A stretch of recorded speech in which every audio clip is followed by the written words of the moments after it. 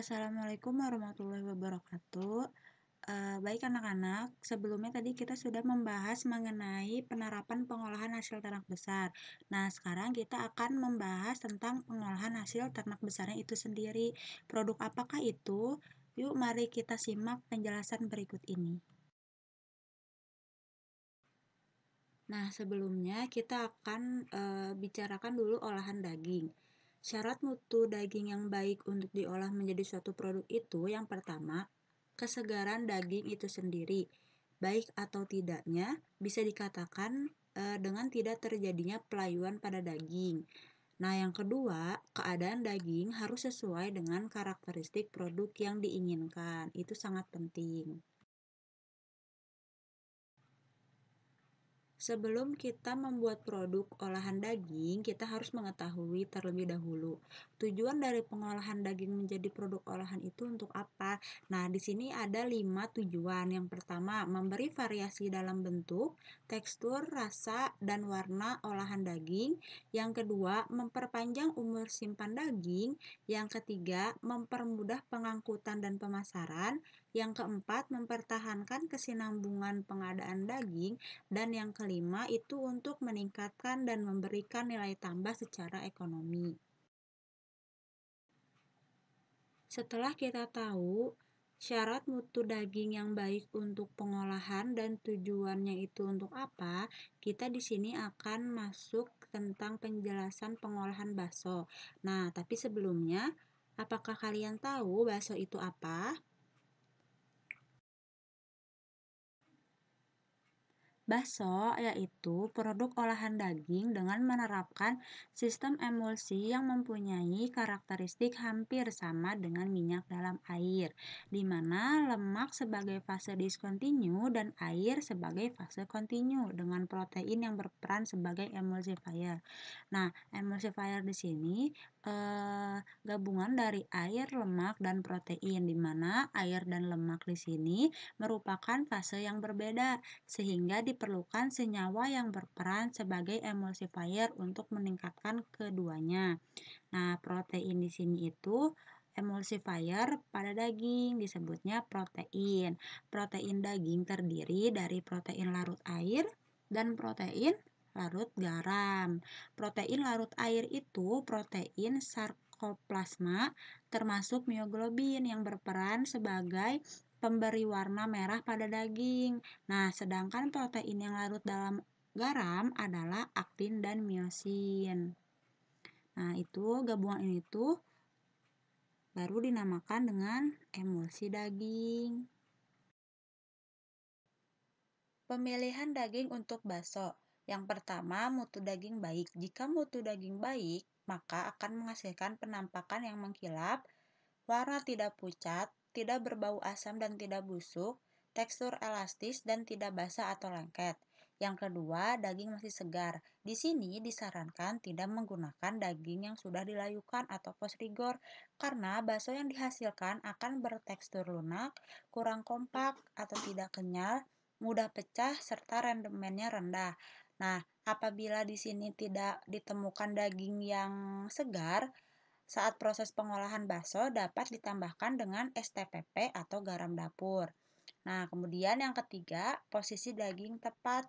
Pilihlah daging yang tidak mengandung banyak lemak seperti sirloin, paha belakang, dan pinggang belakang.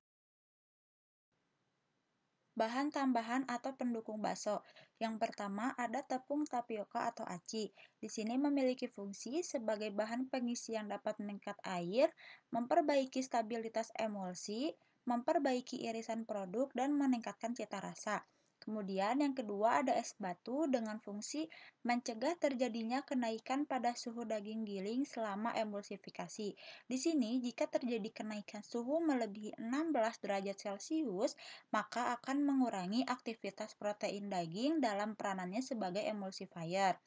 Emulsifier yang tidak berfungsi dengan optimal akan menyebabkan emulsi yang terbentuk itu tidak baik atau bahkan bisa sampai pecah. Nah, fungsi yang kedua, melarutkan protein dalam daging khususnya jenis protein yang larut dalam air. Nah, yang ketiga itu ada bumbu rempah. Bumbu rempah yang ditambahkan biasanya seperti penambahan bawang putih, merica, dan bawang merah goreng. Fungsi yang kedua itu untuk menambahkan cita rasa pada produk akhir. Peralatan-peralatan yang digunakan dalam proses pembuatan bakso. Yang pertama itu ada timbangan yang fungsinya untuk mengukur jumlah bahan baku. Yang kedua ada chopper, fungsinya untuk menggiling daging sebelum dihaluskan. Yang ketiga ada food processor, di sini untuk menghaluskan daging dan juga mencampurkan daging dengan bahan-bahan pendukung atau bahan tambahan lainnya. Yang keempat, pencetakan bakso. Di sini untuk mencetak bakso menjadi bulat-bulat. Yang kelima ada panci untuk perebusan saat proses pemasakan. Yang selanjutnya yaitu yang keenam ada kompor dan yang terakhir ada vacuum sealer. Di sini untuk mengemas bakso. Selanjutnya ada tahapan pengolahan bakso. Yang pertama itu dimulai dari penimbangan. Penimbangan di sini harus sangat diperhatikan karena ketepatan saat kalian menimbang itu akan sangat berpengaruh pada kualitas bakso yang dibuat. Nah, setelah penimbangan selesai, kalian lakukan pemfiletan. Pemfiletan di sini kalian memisahkan daging dari tulang-tulangnya. Jadi kita itu hanya menggunakan dagingnya saja. Nah, setelah pemfiletan, kalian lakukan pengecilan ukuran. Bisa dengan chopper atau pisau biasa di sini. Nah, di sini itu fungsinya untuk mempermudah daging saat proses penggilingan nantinya.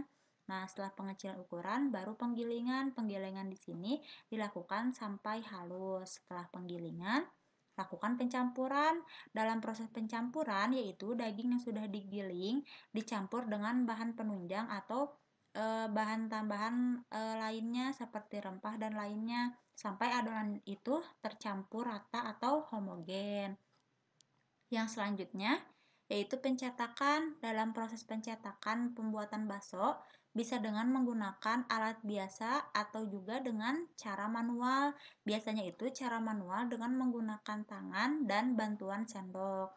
Setelah pencetakan, lakukan pemanasan. Nah, pada proses pemanasan atau pemasakan di sini direbus dengan air. Nah, tetapi di proses pemasakan ini harus diperhatikan suhunya tidak boleh sampai melebihi 80 derajat Celcius. Jadi, jika suhu sudah melebihi 80 derajat Celcius, kalian boleh untuk mengecilkan apinya atau mematikan. Nah, jangan sampai melebihi ya. Kemudian setelah pemasakan, lakukan penirisan. Penirisan di sini bertujuan supaya saat proses selanjutnya yaitu pengemasan tidak ada uap pada kemasan yang akan membuat masa simpan menjadi berkurang. Nah, setelah penirisan yang terakhir itu pengemasan. Nah, di sini pengemasan dalam pembuatan bakso dengan menggunakan plastik biasa dan untuk memperpanjang masa simpan bakso juga. Pengemasan dilakukan dengan pengemasan vakum. Nah, pada pengemasan vakum ini, udara yang ada dalam kemasan akan disedot keluar. Dengan tidak adanya udara dalam kemasan, proses oksidasi yang disebabkan oleh oksigen dapat dicegah dan pertumbuhan mikroba dapat dihambat. Nah, ini akhir dari proses pengolahan bakso. Setelah kita selesai dalam penjelasan sebelum-sebelumnya, termasuk penjelasan proses pembuatan bakso, di sini juga kita akan membahas tentang kriteria mutu bakso. Penilaian mutu bakso yang paling umum itu biasanya menggunakan uji organoleptik, yaitu untuk mengetahui kenampakan, warna, bau, rasa, dan tekstur. Nah, di sini ada kenampakan. Kenampakan yang baik itu biasanya memiliki bentuk yang bulat halus, berukuran seragam, bersih, tidak kusam, tidak berjamur, dan tidak berlendir. Untuk warna, warnanya itu coklat muda cerah atau sedikit agak kemerahan atau bisa coklat muda hingga agak keputihan atau abu-abu. Nah, untuk bau, bau itu sendiri itu bau khas daging segar yang direbus, tidak bau tengik, basi atau bau busuk. Nah, bau ini juga biasanya bumbunya itu cukup tajam bau bumbunya. Nah, selanjutnya untuk rasa, rasanya itu enak, rasa khas daging dan rasa bumbunya itu cukup kuat tetapi tidak berlebihan. Nah, di sini juga pada rasa tidak terdapat rasa asing yang mengganggu. Jadi, rasanya itu kalau misalkan ada yang rasa aneh, berarti itu tidak termasuk kriteria mutu bakso yang baik. Yang terakhir itu ada tekstur. Nah, di sini teksturnya itu harus kompak, elastis, kenyal, tapi tidak alot atau tidak liat saat digigit. Nah, kemudian tidak ada serat daging, tidak lembek, tidak basah atau berair, dan tidak rapuh. Itu kriteria mutu bakso yang baik seperti ini. Pembahasan yang terakhir yaitu kesalahan pada pengolahan bakso yang dapat merusak produk akhir bakso.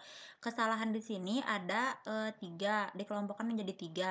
Kesalahan yang pertama yaitu penggunaan bahan baku yang telah dibekukan, suhu penggilingan yang tidak dijaga, dan suhu yang digunakan saat proses perebusan tidak sesuai. Dari kesalahan yang tadi sudah disebutkan, akan mengakibatkan warna bakso itu menjadi gelap. Kemudian kesalahan yang kedua, ada suhu penggilingan tinggi, daya ikat air rendah, dan terlalu banyak atau kurang tepatnya komposisi bahan penunjang atau pengisi.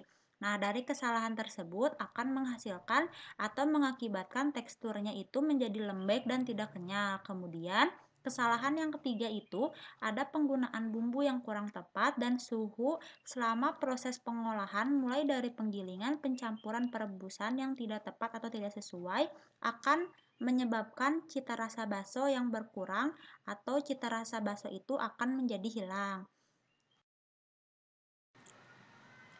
Baik, sekian pemaparan materi kali ini. Semoga materi yang telah disampaikan bisa kalian pahami dan bermanfaat ya. Semangat terus untuk semuanya, meskipun kali ini online dan belajar di rumah, pokoknya harus tetap semangat. Terima kasih. Wassalamualaikum warahmatullahi wabarakatuh.